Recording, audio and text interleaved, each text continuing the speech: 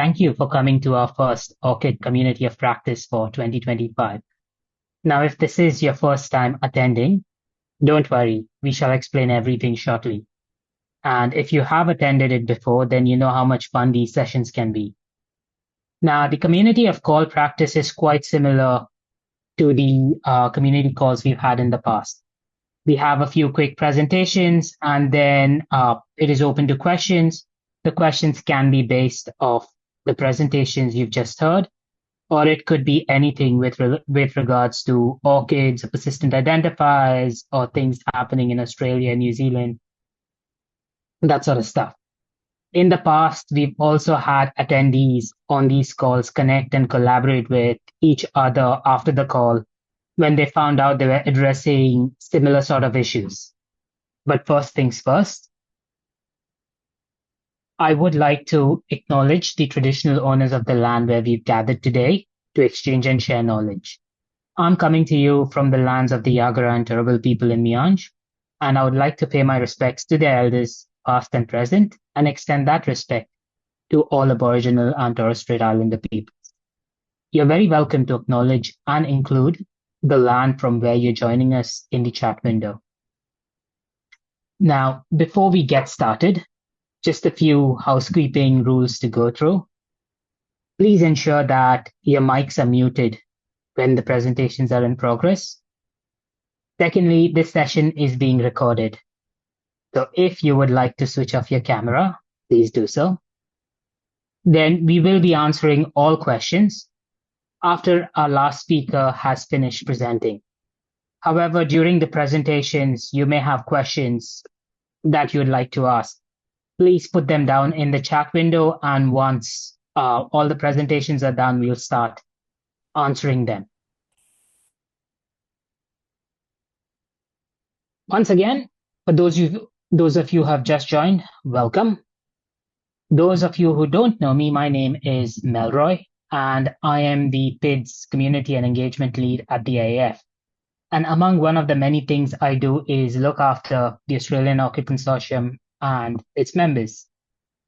I will be your host and facilitator for this session today, and my colleagues Emily and Kerry from the AAF Comms team are also online providing the fantastic assistance that is there behind the scenes, and Julie, who is also presenting. Now, there is a fantastic lineup of speakers today. The first cab off the rank will be Julie from the AAF, who will be speaking about the Australian ORCID Consortium. Then Dr. Tifany from the Royal Society Te Apārangi will be telling us about the interesting things happening at the New Zealand ORCID Consortium. Completing this star lineup will be Brian Minihan from ORCID, who is an ardent supporter of community adoption of ORCID and fostering development, especially for consortium members in the APAC and North America regions. Now, I'm not going to introduce the speakers individually because I won't do them justice. So I'll let them introduce themselves at the start of their presentation. Our first speaker for today is Julie from the AAF. Julie, over to you. Okay, thank you, Mel. Next slide, please, Mel. Hi, everybody. My name is Julie Toohey, and I'm the ORCID Community Specialist here with Australian Access Federation, also referred to as AAF. I'm based in the Brisbane city, and that's Queensland in Australia. And my job is primarily to provide assistance and advice to members of the Australian ORCID Consortium. And before I talk about ORCID, I just want to give a little bit of background about AAF. So AAF are partnering and collaborating with community members to implement a trust and identity framework, which includes policy and also technology, allowing Australian researchers to seamlessly access and connect to multiple services such as supercomputing, data repositories, etc., and all doing so by using the one username and password. So AAF's vision is to ensure a connected future, and where that particularly is where research, industry and government can easily come together to collaborate in enabling the new research to occur and also to enabling and supporting research translation. The AAF's vision is to see the more connected future where research industry can collaborate. And this is why, sorry, I've repeated myself, this is why the AAF proudly leads the Australian ORCID Consortium, because by aligning ourselves with the ORCID's vision to connect to researchers to their research outputs and activities, AEF continues to champion streamlined connections and further strengthen those collaborations within our community. Okay, next slide, please, Melroy. Okay, one more, please, Melroy. Okay, perfect. Thank you. All right. So what is ORCID? I'm going to talk a little bit about ORCID now. ORCID stands for Open Researcher and Contributor ID. Now, ORCID is an open and interdisciplinary, not an easy word for me to say that one, community-based effort, which provides a registry of persistent identifiers for all kinds of researchers. And it also too provides tools that enable us to embed those persistent identifiers into all kinds of research systems, workflows and practices within organisations, particularly research organisations, publishers, and also to funding agencies as well. Now, there are many benefits to the ORCID researcher, ORCID for researchers in both the organisations. So for the researcher, for example, by allowing the trusted organisations to add information to their ORCID record, researchers can spend more time conducting their research and less time managing it, which I think is particularly important for our research. ORCID ID also too offers flexibility around name changes, which is very important, and also too enables researchers to have control over the visibility of the records in terms of discoverability. It also too allows them to distinguish themselves from other researchers with similar names. So I'm Julie Toohey. I'm not a researcher, but there is a researcher who works within an Australian organisation here and has the same name as me and has also too the same middle name, and it's spelt exactly the same. So it's kind of, we're grateful for the ORCID ID in this instance. So I imagine there's a lot of other people out there in a similar position. ORCID also too allows researchers to reduce the administrative processes or burdens, if you like, when they have to apply for funding grants, or if they're doing a manuscript submission. By allowing them, the publishers and the agencies to access their record, they don't have to spend so much time re-giving information that they've already given in the past. So it's an automated process for them. Now, ORCID IDs are also referred to as just an ORCID. They're called a record, they're called a profile, and I've seen also to a digital profile also being referred to as ORCID. But basically, the primary point of interest and what I think is really best for the researcher is that they are themselves in control of who adds information to their records. They're in control of any affiliations that they want to occur to the record, also to education that they have achieved along the course of their career, and any research activities and appointments that they may have. For the research organisation, those particularly who integrate with the ORCID API, they are able to stay up to date with their research outputs, and which offer a more streamlined effort around tracking and reporting exercises that occur here in Australia.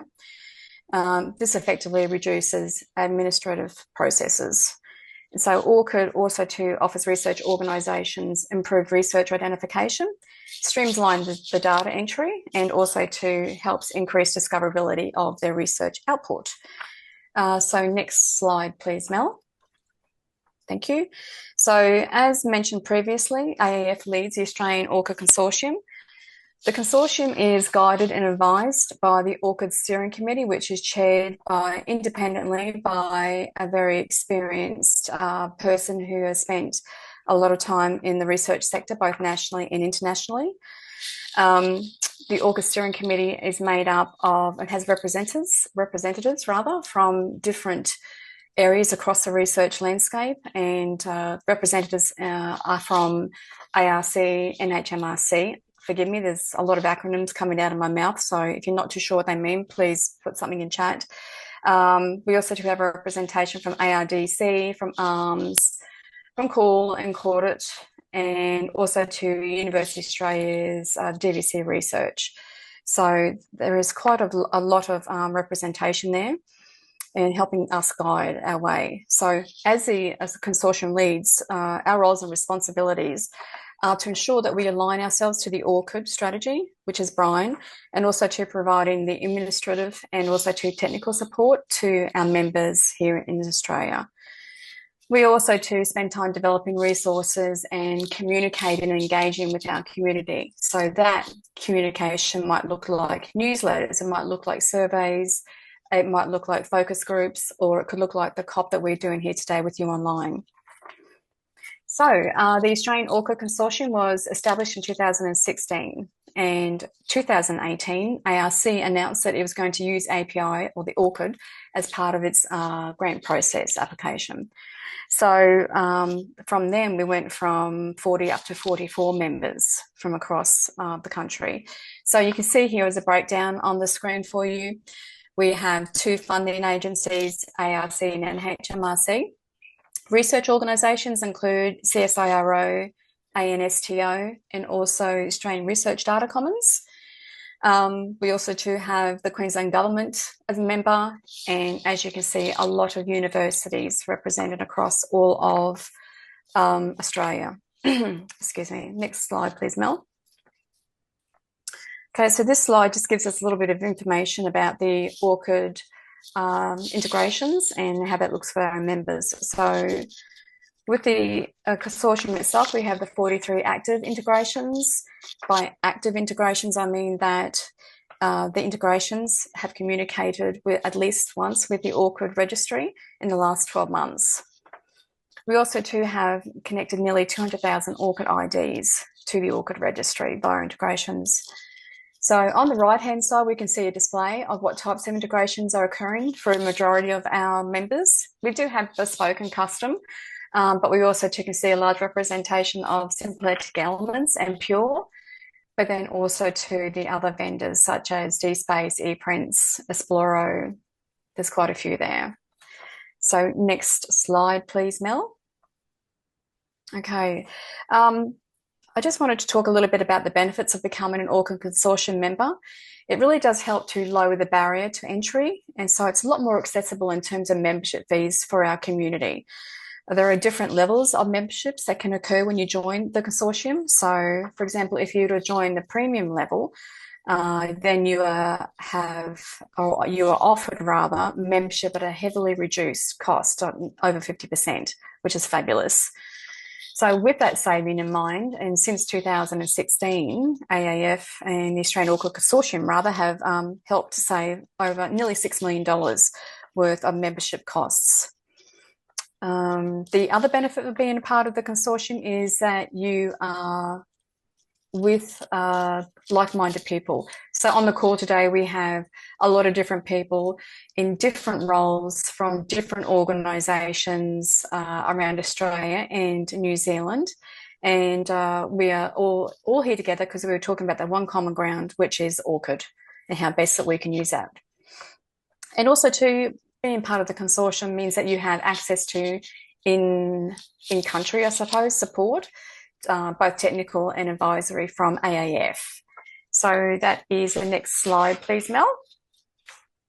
Okay, so this is my final slide.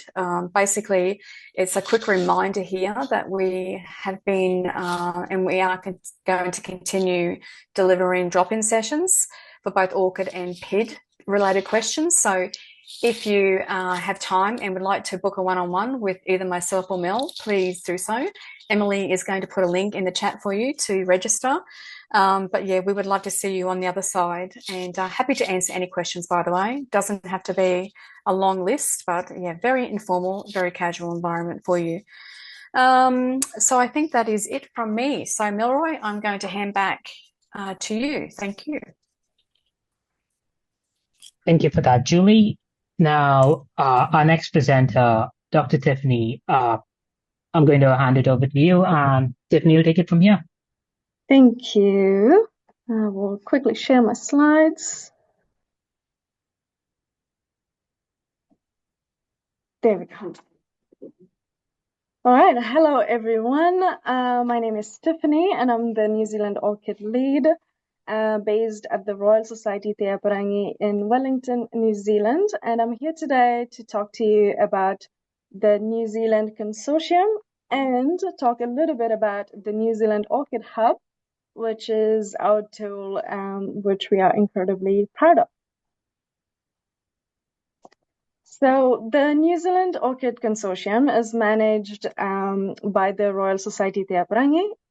It is an independent non-profit organization that promotes, supports, and advances science, technology, and humanities in New Zealand. And the Royal Society Te Apārangi holds a range of responsibilities, such as research funding, expert advice, publishing, and public engagement. So in order to support New Zealand with the adoption of ORCID, Royal Society Te Apārangi launched the New Zealand ORCID Consortia in 2016. The consortia is fully funded by the Ministry of Business, Innovation and Employment, MBIE, which is the ministry also responsible for science research funding and science policy here. And our consortia being fully funded by MBIE is one of the main differences to other consortia.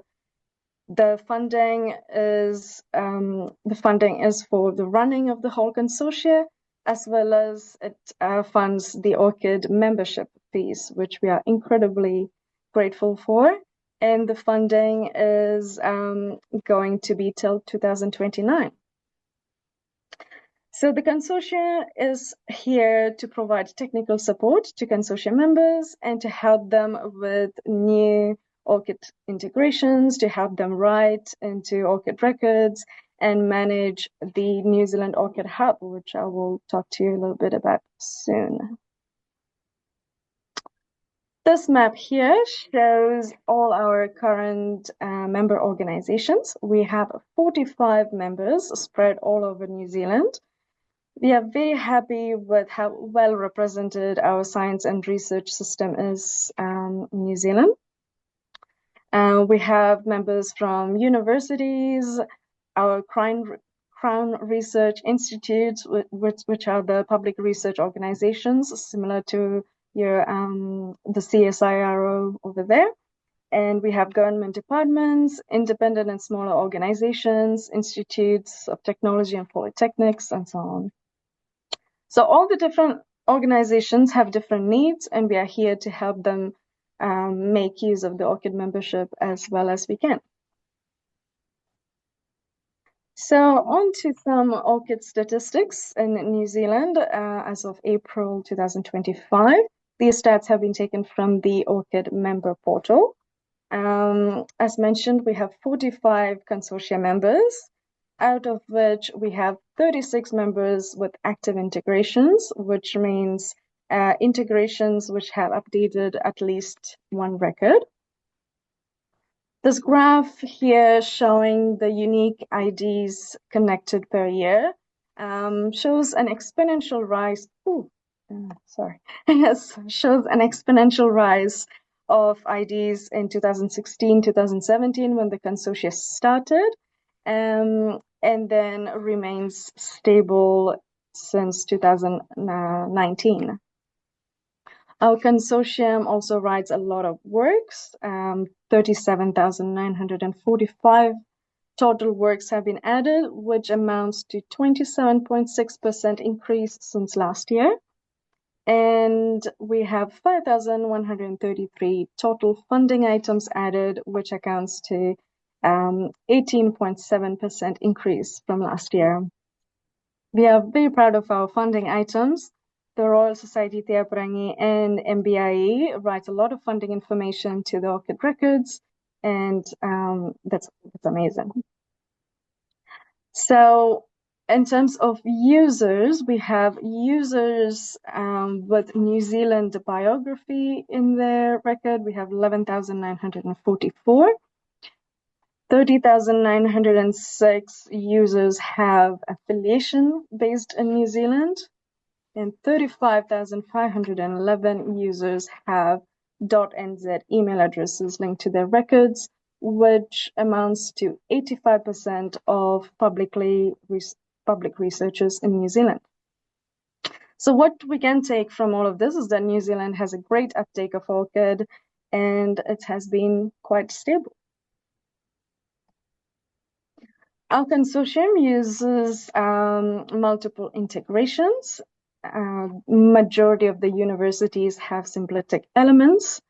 We have also have an increased interest in the ORCID plugin for the Open Journal Systems, which is freely available in the OJS plugin gallery. We have the ORCID Affiliation Manager, couple of custom in-house integrations from University of Auckland and MBIE. We have a couple of repository systems, ePrints and Explorer, Pure, and last but not least, we've got the New Zealand ORCID Hub. So a little bit about the hub. It was developed by a team at the University of Auckland and members of the Royal Society of the Apārangi, in order to allow the New Zealand consortium members to productively engage with ORCID. The hub is a free web application and has a simple user interface, and it allows members to read and write to their stakeholders' ORCID records with their permission. So it's tough for smaller organizations to develop their own systems, and the hub is designed to allow easy integrations, no matter what size or level of technical resourcing the institutions have.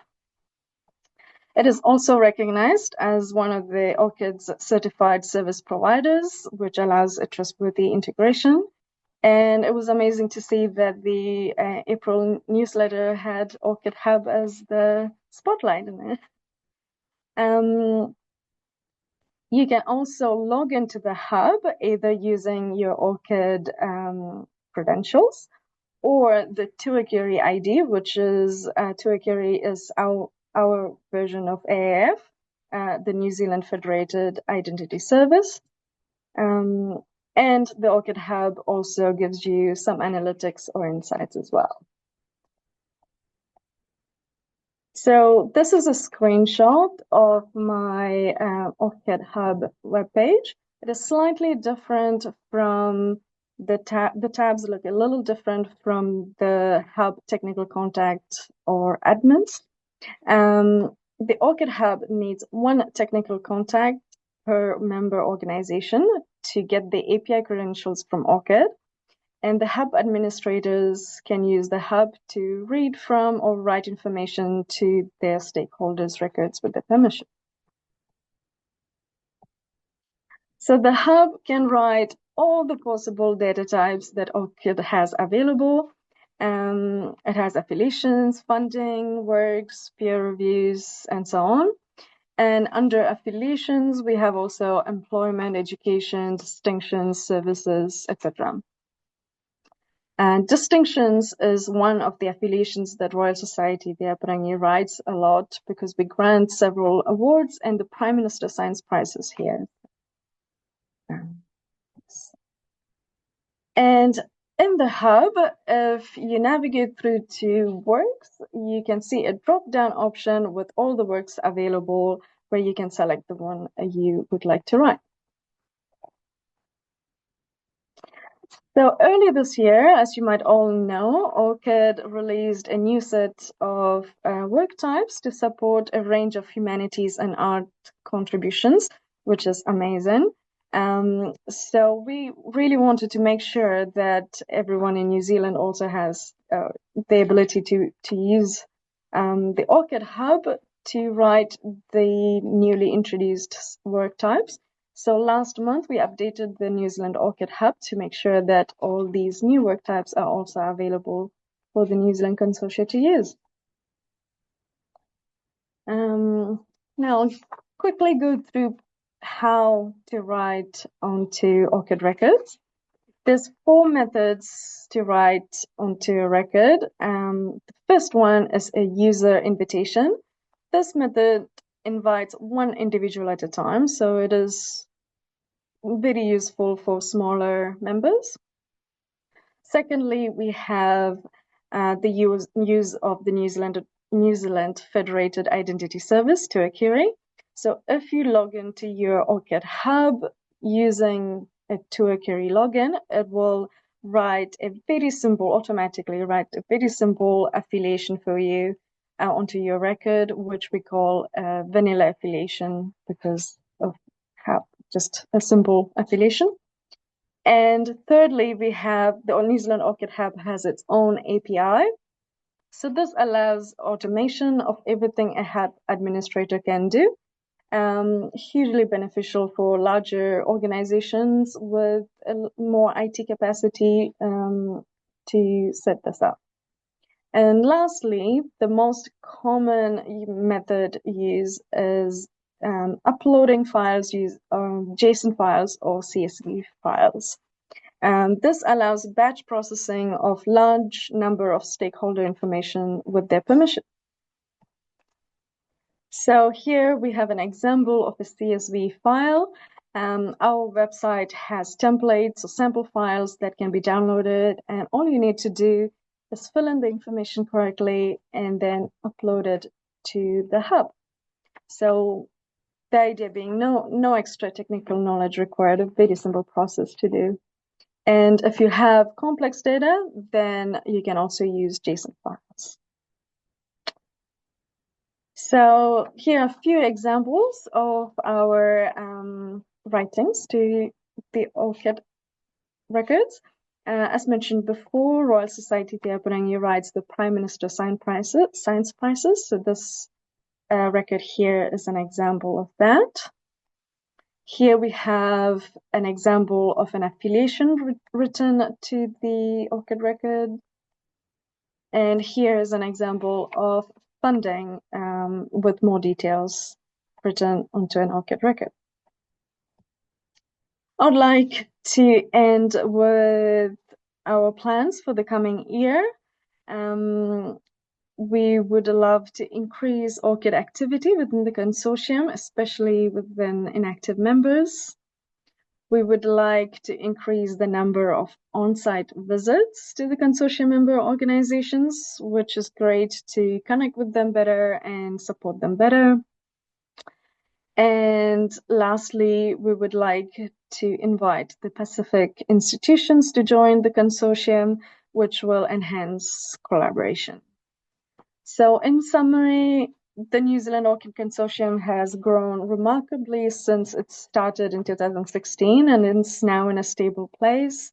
And now we want to make sure that the organizations make the most of ORCID and ORCID Hub and use it to its full potential. Thank you. I will hand back to Melroy. Thank you for that, Tifany. And now, our last but definitely not the least presenter, Brian. Over to you, Brian. Thank you, Melroy. Hello, everyone. Let me find my slide deck.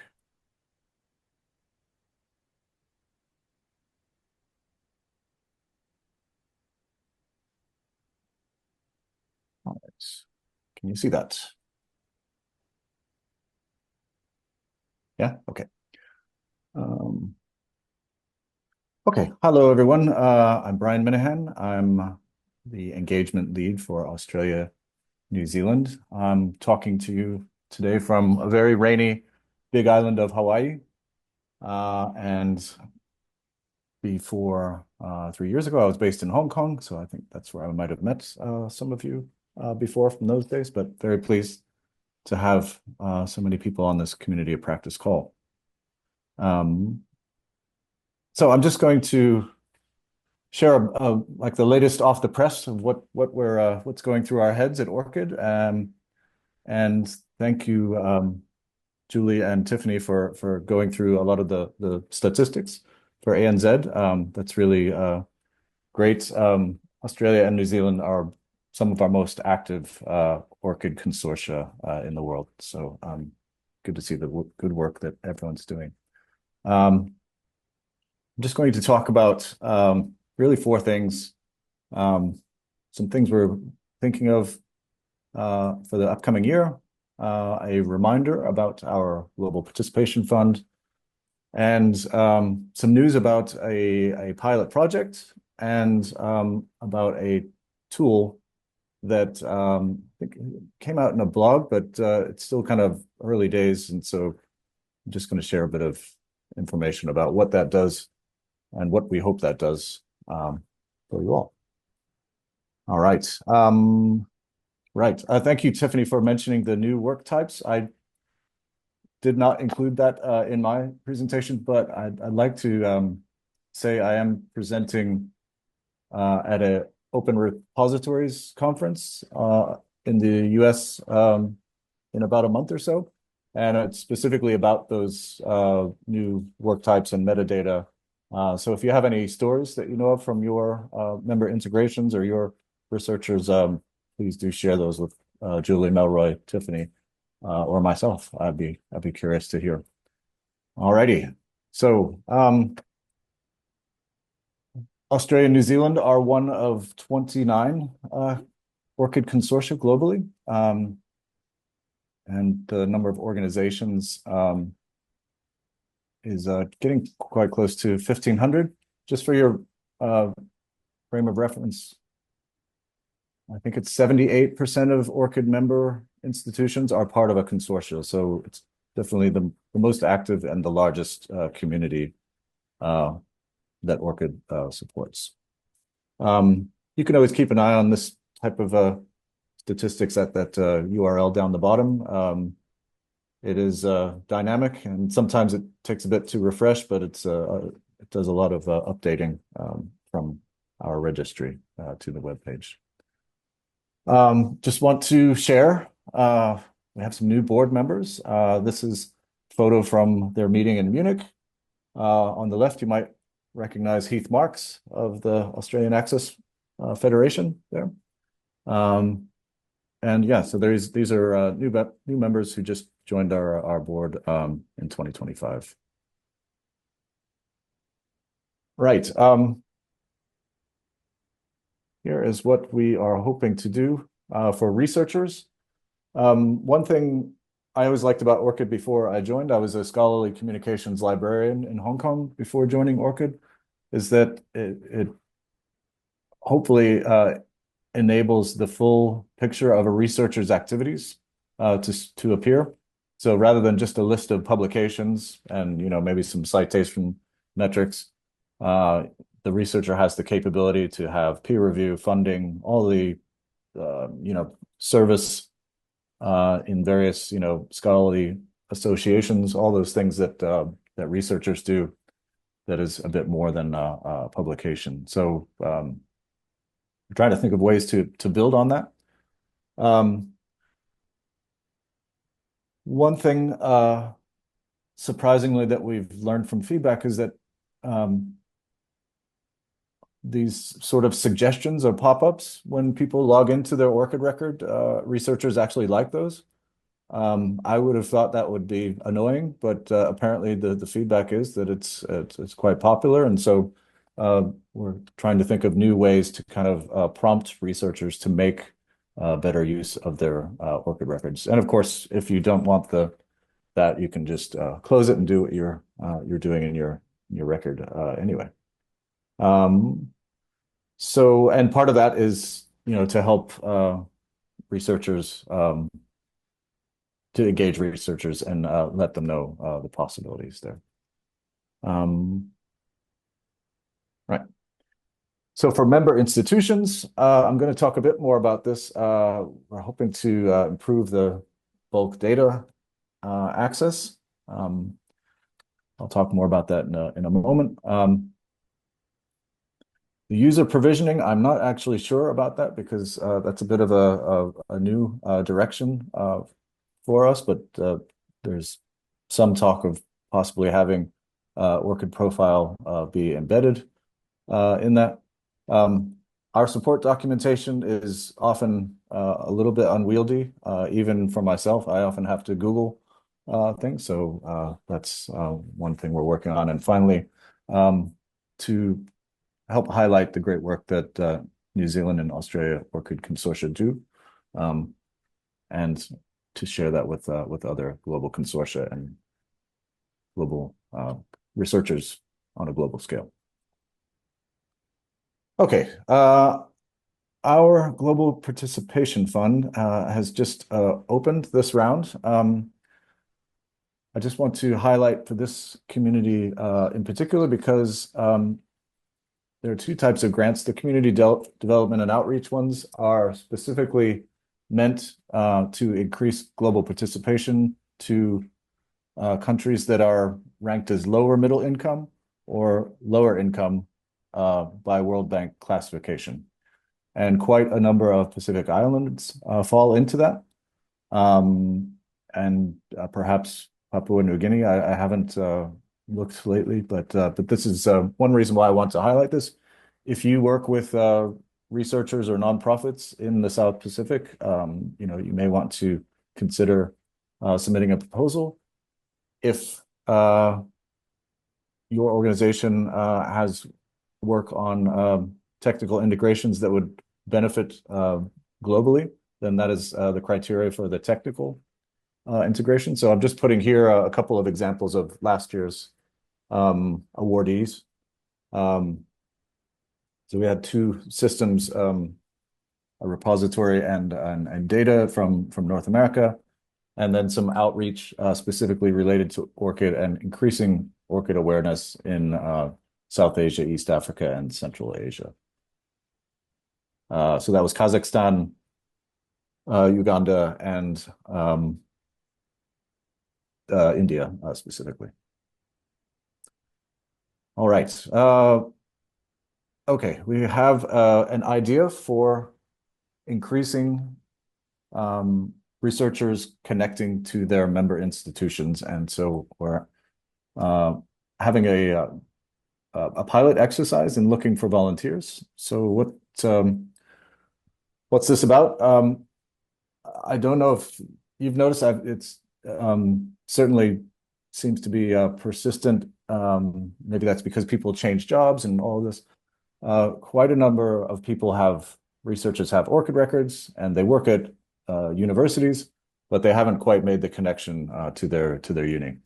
And as a former librarian and doing ORCID outreach, I know it's quite difficult. Sometimes as soon as you get some good awareness, then the person jumps ship to a new uni, and you have to start over with maybe the new class of PhD students and postgraduates. So what we're looking to do, now that we're utilizing email domains quite a lot, we're looking at doing a pilot where a researcher with a specific, with a pilot research institution email domain, if they log into the ORCID record, we could send the researcher a notification along with the web page of the research institution's ORCID landing page.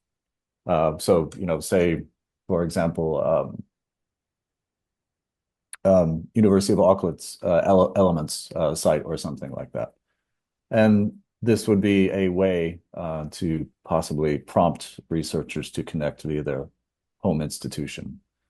So we're looking for a few volunteer institutions globally to try that.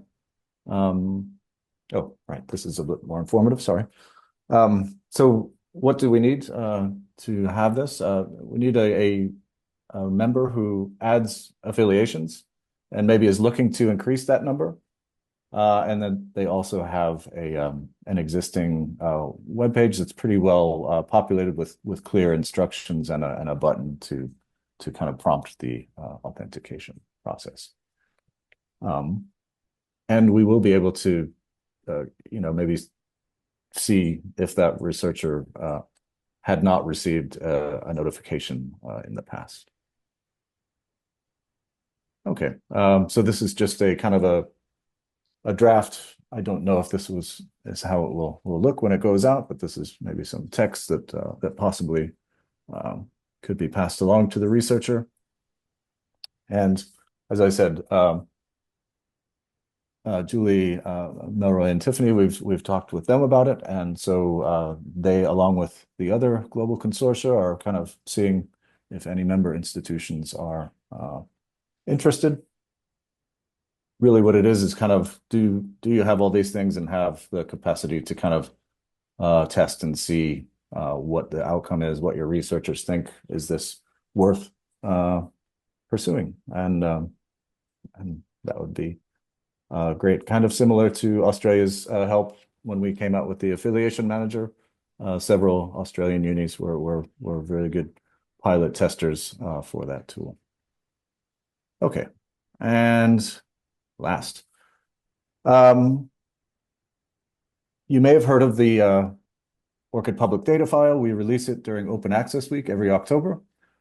But one of the downsides of the ORCID registry growing to such a large degree is it's really, really hard to query. When we first released it, we kind of figured that this would be a downloadable or, like somewhat accessible source of information. But it's grown to such a degree that maybe having an interface to do that would be helpful. So this URL down the bottom is to a blog post by my colleague Tom Demarambo, talking about how so since Digital Science has hosted the last year's public data file, we're going to see about combining that with a interface to query that public data file. So this is kind of a BigQuery type of SQL Server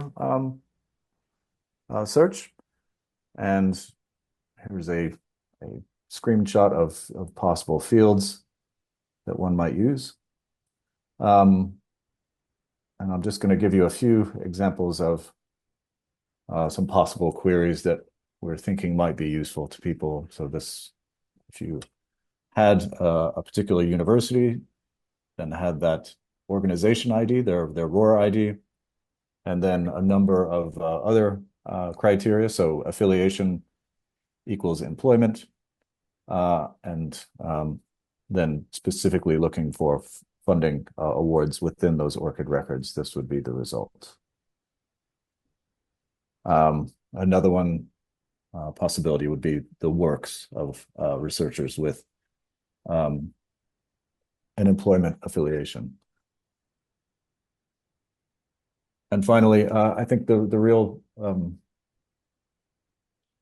really good case of this is, complicated queries are really hard to do via the API. So if you're looking for a specific section of researchers at an institution, and then the source of those sections, so the peer review section of the ORCID record at your institution, and the source of those added by API would be the result of this query here. All right. That may be a lot, but please don't hesitate to reach out if that was all too much and you need more in smaller doses or any other things that are on your mind. So, Mahalo, thank you. Thank you very much for that, Brian. I'm just going to share my screen now. Once again, a quick reminder to all our members, as Julie mentioned, we do have coffee drop-in sessions. About 15 minutes, could be half an hour. Whatever questions you have with regards to ORCID, please feel free to book a session in and then come and ask us your questions. Well, thank you once again, especially to all our speakers, Julie, Tifany, and Brian. Those were all excellent presentations. Thank you to everyone who's attended and taking the time off your busy schedules to make it. It was a pleasure hosting this, and I shall see you all at the next one. Bye-bye. Thank Thank you, you. everybody, for joining.